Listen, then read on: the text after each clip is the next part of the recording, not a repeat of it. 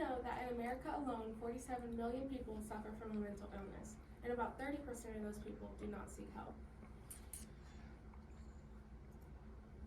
This is largely due to the fact that stigmas are still prevalent in today's society.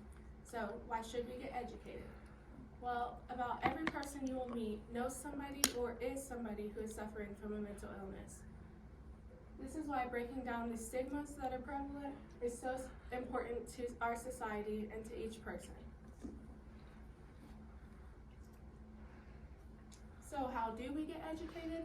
Well, there's many resources available that help people understand mental illness and what mental health is. One of those resources being NAMI, and this is the National Alliance of Mental Health, or Mental Illness, and this website, it's easily accessible for anyone with internet access, and it provides resources ranging from telling you about mental illnesses to how you help people, what a stigma is, just any important information you will need to know. And these resources also provide the same information, and a lot of them provide the National Suicide Hotline, and that is not just for somebody suffering from suicidal thoughts. You can reach out to that hotline if you need to know any information about mental health or mental illness, or if you feel that you know somebody and you want to know how to help them.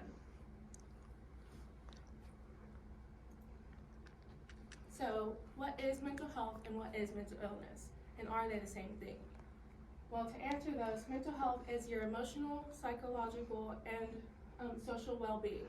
So this is going to be, each and every one of us has a mental health that we should be taking care of. You know, on your bad days when you're not feeling very well, that's still because each one of us need to keep our mental health checked. But with mental illness, this is a health condition that you're actually diagnosed with. And that's going to be changes in your emotions or behaviors or anything like that. So examples of mental illness are your depression and BPD, bipolar, general anxiety, or anything like that. But with mental health, when we focus on bettering our mental health, it's how our ability to interact with people, our confidence, and all of that is involved in encouraging our mental health to go up and being aware of that as well.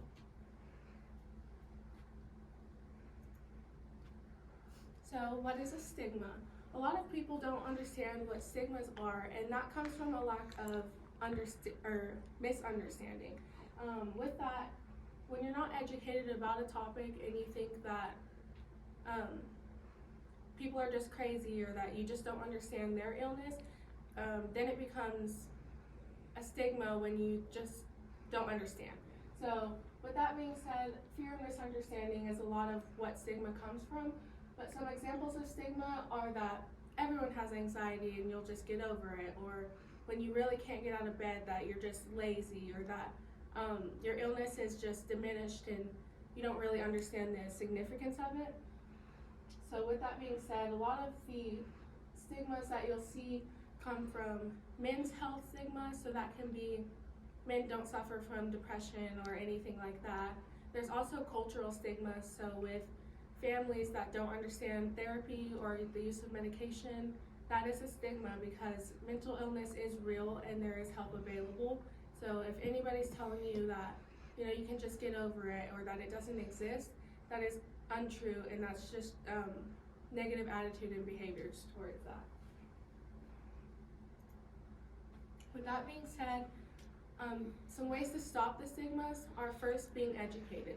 So knowing the facts helps us to not use words like crazy or just lazy or anything like that, because people do have real conditions.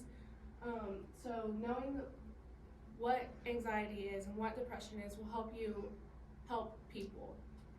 And also being aware of our attitudes and behaviors helps how we speak and how we acknowledge those people.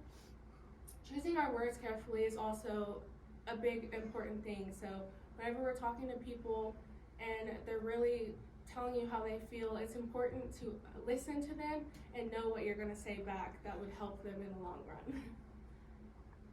So there's some other ways, and those includes focusing on the positive. So people that just meet you and don't really get to know you may just have a label of you already, like, oh, that girl has depression. But focusing on the positive aspects of your life and the traits that make you who you are really are ways that would help stop stigmas.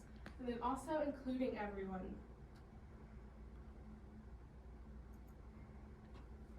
So with including everyone, anyone you may encounter could be suffering from a mental illness. And with that being said, you can't just discriminate because you don't understand them. This is a way of suicide prevention. Stopping the stigmas and letting people know that they're important and they're cared for is a way that will help their mental illness, their mental health overall, and the society that we live in.